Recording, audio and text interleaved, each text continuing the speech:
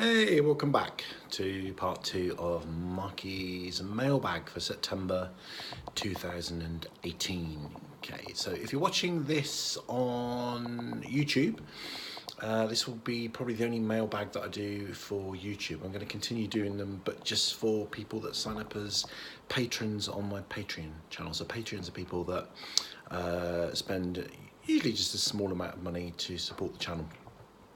And the kind of average donation is $1 per month. So what I wanted to do was offer these kind of mailbag opportunities as a special perk to patrons.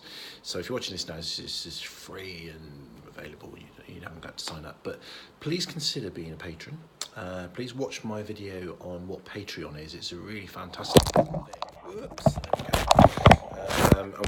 As I said before, one of the things that I will use the income that I get from people that kindly patronise me. Lots of people patronise me, but not in the right ways. Is to improve the quality of my videos so the stand doesn't fall over like it did just then. So the other ways that you can support me is if you're watching this on YouTube, then please sign up to, first of all you need to sign up to YouTube to do this. It takes seconds, and then you can hit the like button, and you can also hit subscribe, and then you can become a subscriber to my channel, so whenever I post anything new on YouTube you'll get a notification of it and you can watch it. So part 2 of mailbag. So I've got 2 new questions to answer, or 2 new points to respond to, but I want to jump back a little bit to Joe's question, which we dealt with in part 1. Partly to make a correction, because one of the things I realised was I was banging on about evolutionary biology, and of course what I meant was evolutionary psychology. So hopefully that clarifies things a little bit there. And secondly, I think there's a third factor in why people on online gaming fora and online gaming communities can be a bit nasty. So to recap, the first 2 things that I talked about were displacement. So it's to do with gaming. If you're not successful at the game, you lose the game. Then what do you do with that anger? What do you do with that energy that's built up? Kicking the cat, kicking the dog.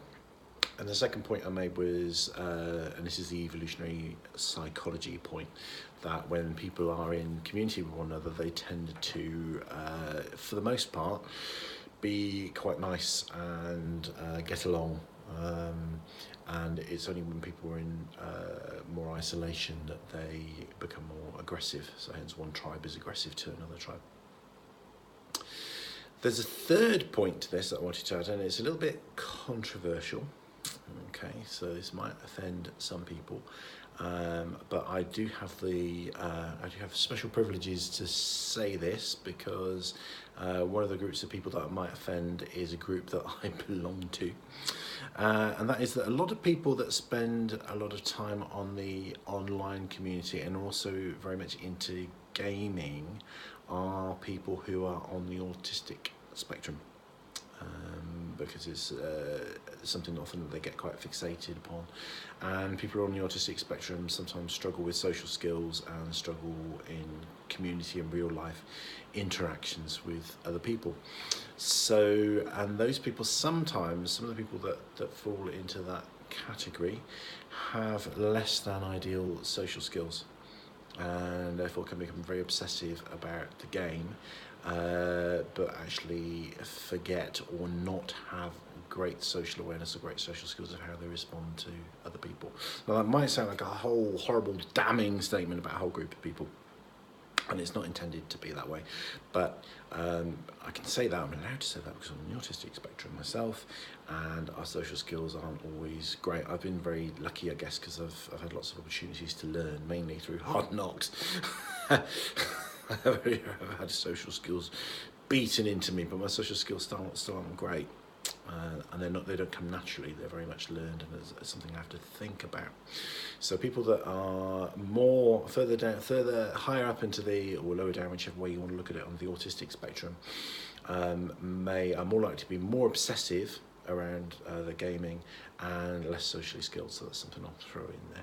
Okay, and you don't have to agree with me on that one, but I think that is a possible factor. And if you want to find out more about that, watch my video on neurodiversity. Markie demystifies neurodiversity. It's a several-parter, so you've got that to look forward to. If you're in the UK and you want something to entertain yourself with on the dark winter nights as they're approaching, then you can get stuck into that one. So that was my return to Joe's question, and I want to move on to the point that to the topic that Paul suggested, and that is resistance. Now, if you're not a counsellor or a psychotherapist, you probably wouldn't be familiar with the term resistance. You know the term resistance, but it would mean different things. So we're talking about a very specific form of resistance, psychological resistance. This is really interesting, and if you're in recovery from anything, whether it be addiction, retroactive jealousy, whatever it might be, it's very, very important actually knowing about this. I'm going to recommend that some of my clients watch this particular video. So what we are talking about here is, let's use an analogy. Let's look first of all at the body, then we'll look at the mind. Okay, when I say look at the body, I don't mean literally. I'm not going to show you anything that would frighten the horses. There is a mechanism within the human body, and I guess within probably all animal and plants, all living things, called homeostasis. And homeostasis is a drive to remain the same. So stasis, I think, probably means still. Homeo, I think, means the same, as in homo, as in homosexual.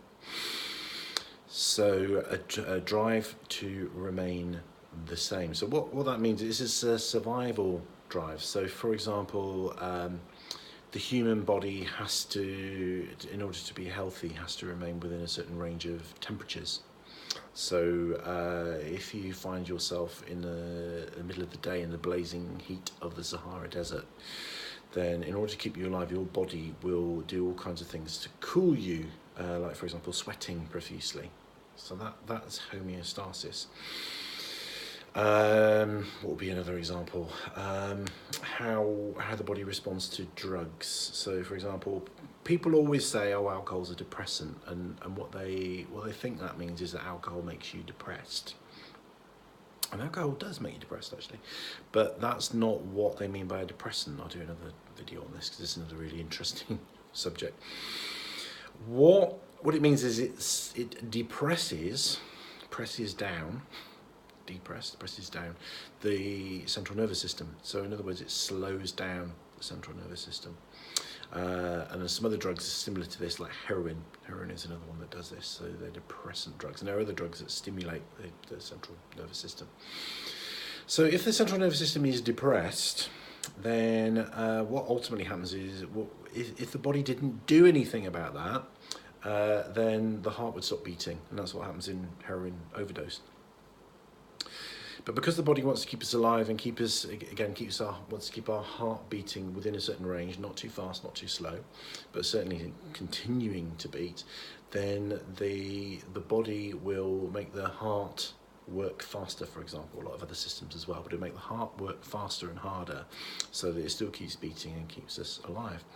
Now, when people become alcohol dependent and they go into detox and they stop drinking, they get sweats and they get shakes and their heart goes like crazy, because what happens is the body's got used to keeping things in balance by speeding things up, and then when the drug is taken away, there's nothing to modify it. So it's like two things pressing against the other, and then one's removed. That happens. So that is homeostasis. It's a much more complicated subject. Something medically trained could tell you far more about that. But that's a kind of simple view of homeostasis. So it keeps things the same. And the theory is, and it is theory really, is that the mind also has a form of homeostasis, a mechanism to keep things the same, to preserve the status quo, to keep things ticking along and not to allow anything to change too radically. And that is what we call resistance, or psychological resistance. And it's very interesting, and it kind of makes sense, because personality needs to be stable.